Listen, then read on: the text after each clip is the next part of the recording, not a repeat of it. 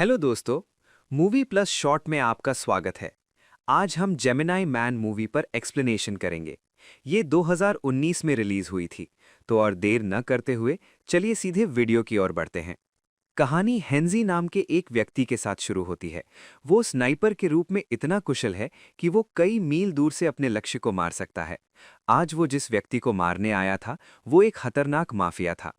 वो आदमी ट्रेन से कहीं यात्रा कर रहा है। अब आगे बढ़ने के लिए हेनरी को उस आदमी को मारना होगा, भले ही ट्रेन इतनी तेज चल रही हो। हेनरी अपनी बंदूक का लक्ष्य साधता है, लेकिन जब वो गोली चलाने वाला होता है तो एक छोटी लड़की उस आदमी के पास आती है। इसलिए हेनरी अब गोली नहीं चला सकता। लेकिन जैसे ही छोटी लड़की चली जाती है, हेनरी बिल्कुल तैयार है। वो सही समय पर गोली चलाता है और एक ही गोली से अपने लक्ष्य को मार देता है। हर बार की तरह हेनरी इस मिशन को सफलतापूर्वक पूरा करता है। लेकिन अब उसकी उम्र लगभग 51 साल है। इसलिए उसे लगता है कि वो अब बूढ़ा हो गया है और उसे मानसिक शांति की जरूरत है। इसी बीच हेनरी का मैनेजर उससे मिलने आता है। लड़के का नाम डेल है। यहाँ हेनरी अपने मैनेजर से कहता है कि वो अब रिटायर होना चाहता है। लेकिन उसका मैनेजर उसे रिटायर नहीं होने देना चाहता, क्योंकि वो अभी भी हेनरी के जरिए कई लोगों को मारना चाहता है। लेकिन हेनरी उसे बताता है कि उसने फैसला कर लिया है कि वो अब इस तरह लोगों को नहीं मार पाएगा, इसलिए वो रिटायर होना चाहता है। फिर पता चलता है कि हेनरी जिस संस्था के लिए काम करता था, उसने हेनरी पर नज़र रखने के लिए एक जासूस तैनात किया था, जो हेनरी के हर कदम पर नज़र रखता था। दूसरी ओर डेल से बात करने के बाद हेनरी अपने एक पुराने दोस्त जैक से मिलने जाता है। दरअसल जैक एक जासूस है। वो कभी हेनरी के साथ एजेंसी में काम करता था। जैक ने हेनरी को एक आदमी की तस्वीर दिखाई। ये असल में वही माफिया आदमी था जिसे हेनरी ने हाल ही में मारा था। जैक ने हेनरी से पूछा कि क्या वो उसे जानता है। हेनरी ने समझाया कि उसने एजेंसी के आदेशों का पालन किया और कल उसे मार दिया, क्योंकि वो एक बहुत ही खतरनाक माफिया आदमी था। जैक ने उससे कहा कि ये पूरी तरह झूठ है। वो कोई माफिया आदमी नहीं, बल्कि एक जीव विज्ञानी वैज्ञानिक था। वो लगभग 30 वर्षों से संयुक्त राज्य अमेरिका में काम कर रहा था और उसे अपने काम के लिए कई पुरस्कार मिले थे। पिछले कुछ वर्षों से वो कैंसर रोगियों के लिए दवा बनाने की कोशिश कर रहा था। हेनरी ने तब जैक से पूछा कि उसे ये जानकारी किसने दी। जैक ने उसे बताया कि उसके यूरी नाम के एक दोस्त ने उसे ये सब बताया है। जैक की बात सुनकर वो दंग रह गया। उसे समझ नहीं आया कि उसकी संस्था इतने महान वैज्ञानिक को मारने का आदेश क्यों देगी। ठीक तभी हेनरी ने अपने सिर के ऊपर एक ड्रोन उड़ते देखा, जिसकी मदद से उन पर नज़र रखी जा रही थी। ये देखकर हेनरी समझ गया कि शायद कोई उस पर नज़र रख रहा है। इसलिए उसने तुरंत जैक से विदा ली और अपने जहाज़ पर लौट आया। इसलिए जब हेनरी जहाज़ पर वापस आ रहा था तो उसे उस बोट पर एक माइक्रोफोन मिला, जिसे देखकर उसे यकीन हो गया कि संस्था उस पर नज़र रख रही है। दूसरी ओर जेमिनी एजेंसी के लोगों को दिखाया गया है, जो हेनरी पर नज़र रख रहे थे। उन्हें पता चला कि हेनरी को जीव विज्ञानी वैज्ञानिक के बारे में कुछ पता चल गया है। इसलिए अब उन्होंने हेनरी को मारने का फैसला किया। दूसरी ओर जेमिनी एजेंसी के प्रमुख क्ले फेरिस को दिखाया गया है, जो हेनरी पर नज़र रख रहा था। जेमिना असल में एक जासूसी संस्था है और हेनरी इसी संस्था में काम करता था। इस बीच क्लेफेस को पता चलता है कि हेनरी को जीव विज्ञानी वैज्ञानिक के बारे में सब कुछ पता चल गया है। फिर वो हेनरी को मारने का फैसला करता है। इसलिए क्लेफेस डीआई के पास जाता है और हेनरी को मारने की अनुमति मांगता है। लेकिन डीआई प्रमुख ने ये कहते हुए इनकार कर दिया कि हेनरी को मारना उसकी जिम्मेदारी है। इसलिए वो फेरिस को इस बारे में कुछ भी करने से मना करता है। इस बीच हेनरी को एहसास होता है कि डीआई ने उस पर नज़र रखना शुरू कर दिया है। इसलिए वो जहाज पर मिले माइक्रोफोन को डैनी नाम की एक लड़की के पास लाता है।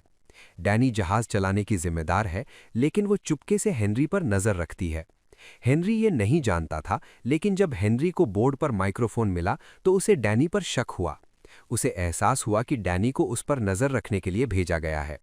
कुछ समय बाद हेनरी फिर से डैनी से मिलता है और उसके बारे में सारी जानकारी इकट्ठा करता है। डैनी ये देखकर हैरान रह जाती है। वो सोच रही है कि हेनरी को उसके बारे में ये सब कैसे पता चला।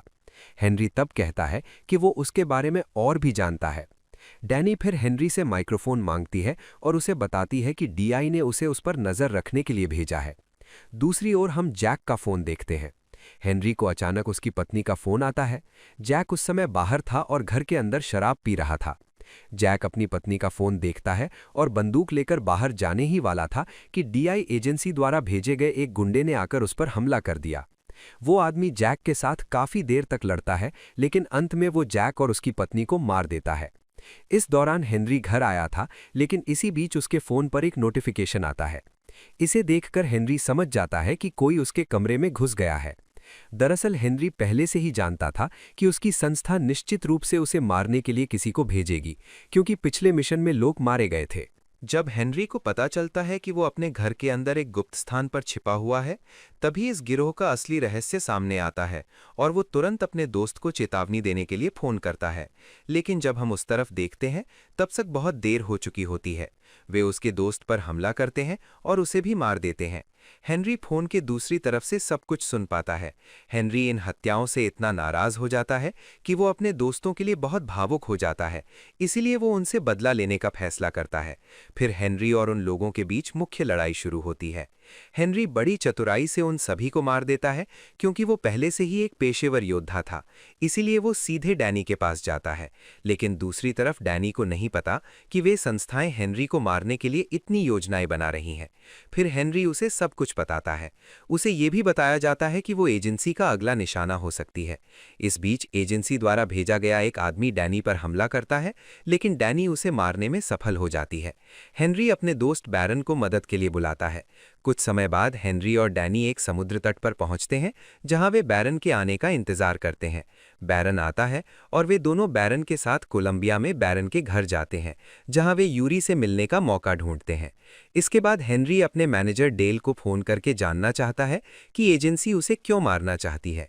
डेल उसे बताता है कि वो उनके काम में शामिल नहीं है। हेनरी उससे पूछता है कि एजेंसी ने उसे जीव विज्ञानी के बारे में गलत जानकारी क्यों दी। डेल उसे इस बारे में कुछ भी बताने से मना कर देता है, जिससे हेनरी को गुस्सा आ जाता है। इसके बाद पता चलता है कि क्लेफेस हेनरी को मारने के लिए एक बहुत ही कुशल एजेंट भेजता है। इसी बीच हेनरी को अचानक पास में एक बंदूकधारी की मौजूदगी का एहसास होता है। हेनरी फिर बिना कुछ कहे बाहर आ जाता है। अंत में जब एजेंट सामने आता है, तो हेनरी देखता है कि वो लड़का बिल्कुल उसके जैसा दिखता है। चूंकि कहानी उसे कोई नाम नहीं देती है, इसलिए समझने की सुविधा के लिए हम उसे जूनियर कहते हैं। हेनरी उस लड़के को पकड़ने की कोशिश करता है और उनके बीच लुका छिपी का खेल शुरू हो जाता है। हालांकि एक बिंदु पर पुलिस हेनरी को पकड़ लेती है और जूनियर भागने में सफल हो जाता है। डैनी एक दोस्त की मदद से हेनरी को पुलिस के चंगुल से छुड़ाने में सफल हो जाती है। वे तीनों बुडापेस्ट के लिए रवाना होते हैं। विमान में डैनी हेनरी से पूछती है कि क्या उसका कोई बेटा या बेटी है। हेनरी बताता है कि उसकी कभी शादी नहीं हुई। इससे डैनी हैरान हो जाती है, क्योंकि जिस लड़के से हेनरी लड़ा था वो बिल्कुल हेनरी जैसा दिखता था, जिससे डैनी को शक होता है कि वो हेनरी का बेटा हो सकता है। इसी बीच हम क्लेवर और जूनियर को देखते हैं, जो जूनियर नाम का एजेंट है। जूनियर असल में क्लेवर का बेटा है। क्लेवर उससे पूछता है कि आज उसने जिस आदमी से लड़ाई की, उसकी असली पहचान क्या है, वो उससे कहीं बेहतर लड़ सकता है। क्लेवर उसे डांटते हुए कहता है, सच तो ये है कि तुम उससे बेहतर योद्धा हो। इसके बाद हम क्लेवर और जूनियर की एक तस्वीर देखते हैं। इसमें खुलासा होता है कि जूनियर क्लेवर का गोद लिया हुआ बच्चा है। इसी बीच डैनी हेनरी और जूनियर के डीएनए नमूने की जांच करने के लिए एक लैब में जाती है। जांच के माध्यम से उसे पता चलता है कि जूनियर और हेनरी का डीएनए एक ही है। जब डैनी वापस आती है और हेनरी को पूरी बात बताती है, तो हेनरी दंग रह जाता है। वो हैरान है कि उनकी संस्था को उसका डीएनए नमूना कैसे मिला, वे क्लोन क्यों बना रहे हैं या उनका असली मकसद क्या है। तब डैनी कहती है कि तुम उस संस्था के सबसे अच्छे योद्धा हो, इसलिए वे किसी भी कीमत पर तुम्हारा क्लोन रखना चाहते हैं। बाद में हेनरी यूरी से मिलने आता है। यहाँ यूरी हेनरी को बताता है कि तुम्हारी असाधारण युद्ध क्षमता के कारण तुम्हारे डीएनए का क्लोन बनाया गया है। हेनरी तब उससे पूछता है कि उन्होंने जीव विज्ञानी वैज्ञानिक को मारने के लिए उसे क्यों भेजा, जबकि वो खतरनाक व्यक्ति नहीं था।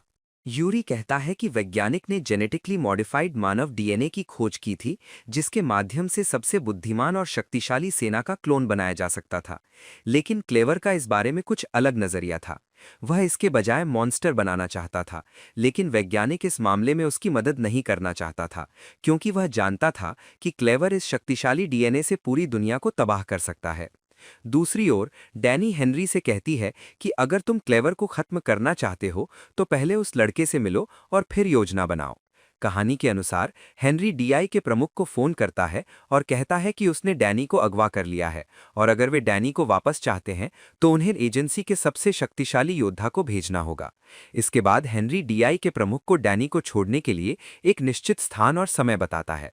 चूंकि जूनियर पहले ही बुडापेस्ट जा चुका था, प्रमुख ने जूनियर को भेजने का फैसला किया। डैनी उस रात पहुंच गई थी और जैसा कि हेनरी ने कहा था, प्रमुख ने जूनियर को डैनी को लाने के लिए वहां भेजा। लेकिन जब जूनियर पहुंचा तो उसने डैनी की अच्छी तरह जांच की। फिर उसने चालाकी से हेनरी को फोन किया और उसे मिलने के लिए बुलाया। इसके बाद जूनियर डैनी को बहला फुसलाकर एक सुरंग में ले जाता है। वह उसे गुफा में ले जाता है और हेनरी के लिए एक जाल बनाता है और वहां डैनी को भी बांध देता है। जब हेनरी सुरंग में प्रवेश करता है तो जूनियर बम विस्फोट करता है, लेकिन हेनरी किसी तरह बच निकलता है और जूनियर को पकड़ लेता है। फिर हेनरी उसे बताता है कि वह उसी की एक प्रति क्लोन है, लेकिन जूनियर हेनरी की बात पर बिल्कुल विश्वास नहीं करता। यहां से उनके बीच तीखी बहस शुरू हो जाती है। जब जूनियर हेनरी को मारने ही वाला था, डैनी वहां आ जाती है और जूनियर को गोली मारकर घायल कर देती है। अंत में हेनरी भाग जाता है। जूनियर तब क्लेवर के पास जाता है और उसे सच बताने के लिए कहता है, लेकिन क्लेवर फिर से उससे झूठ बोलता है कि वह उसका असली बेटा है। दूसरी ओर हम देखते हैं कि हेनरी अपनी टीम के साथ जॉर्जिया पहुंच गया है, लेकिन आश्चर्यजनक रूप से जूनियर पहले से ही वहां मौजूद था और उसने मौके का फायदा उठाया। इसका फायदा उठाते हुए जूनियर दूर से बंदूक का इस्तेमाल करके हेनरी को मधुमक्खी जैसे पदार्थ का इंजेक्शन लगाता है, बस ये देखने के लिए कि उसे एलर्जी है या नहीं। जब हेनरी सच में एलर्जी के कारण लड़खड़ाता है तो जूनियर को यकीन हो जाता है कि हेनरी उसे सच बता रहा था और वो वास्तव में हेनरी का ही प्रतिरूप है। इसके बाद जूनियर हेनरी से माफ़ी मांगने जाता है और उसे अपने शरीर से ट्रैकिंग डिवाइस हटाने के लिए कहता है। वो कहता है कि संस्था ने करीब 3 साल पहले उसके शरीर में ट्रैकिंग डिवाइस लगाया था। दोनों क्लेवर का सामना करने का फैसला करते हैं। जब वे क्लेवर के पास जाने के लिए निकलते हैं तो जूनियर को क्लेवर का फोन आता है। क्लेवर उससे पूछता है कि क्या वो अब हेनरी के साथ है। क्लेवर जूनियर को हेनरी से दूर रहने के लिए कहता है, क्योंकि उसके लोग किसी भी समय हेनरी को मार सकते हैं। इसी बीच क्लेवर के लोग आते हैं और उनकी कार पर मिसाइल दागते हैं, लेकिन बैरन के अलावा वे सभी किसी तरह बच निकलते हैं, जिससे बैरन की मौत हो जाती है। वो मर जाता है। इसी बीच जूनियर क्लेवर के पास जाता है और उससे हेनरी को न मारने की विनती करता है। इसी बीच हेनरी और डैनी घायल हो जाते हैं और उनकी हालत और खराब हो जाती है। जूनियर क्लेवर को घायल कर देता है और उसे बेहोश कर देता है। पैर में गोली लगने के बाद डैनी की हालत और खराब हो जाती है। इसी बीच क्लेवर के लोग डैनी और हेनरी को मारने आते हैं, लेकिन जूनियर आकर उन्हें मार देता है। क्लेवर को होश आता है और वो उन्हें मारने के लिए अपना एक और एजेंट भेजता है। उस आदमी ने बुलेट प्रूफ सूट पहना था, लेकिन वे अंततः उसे हराने में सफल हो जाते हैं। जब हेनरी उस आदमी का मुखौटा हटाता है तो वे देखते हैं कि यह हेनरी का एक और संस्करण है। फिर क्लेवर आता है और हेनरी से कहता है कि वो हेनरी के क्लोन की एक जेनेटिकली मॉडिफाइड सेना के साथ दुनिया पर कब्जा करने जा रहा है। ये सुनकर हेनरी को बहुत गुस्सा आता है और वो क्लेवर को वहीं मार देता है। फिर वो डेल के पास जाता है। वो उसके पास जाता है और उसे बताता है कि उसने उस प्रयोगशाला को पूरी तरह से नष्ट कर दिया है जहां वे इतने लंबे समय से हेनरी की क्लोनिंग कर रहे थे। फिर 6 महीने बाद का एक दृश्य दिखाया जाता है जहां हेनरी डैनी से मिलता है और उसे उसके प्रमोशन के लिए बधाई देता है। दूसरी ओर हम जूनियर को एक विश्वविद्यालय में पढ़ते हुए देखते हैं। इसके बाद हेनरी उसे एक पासपोर्ट और पहचान पत्र देता है जहां उसे एक अलग पहचान मिलती है और यहीं कहानी समाप्त हो जाती है। वीडियो पसंद आया हो तो लाइक कर देना, चैनल पर नए हो तो सब्सक्राइब कर लेना। तो मैं आपसे अगली वीडियो में मिलूंगा, तब तक के लिए ख्याल रखना।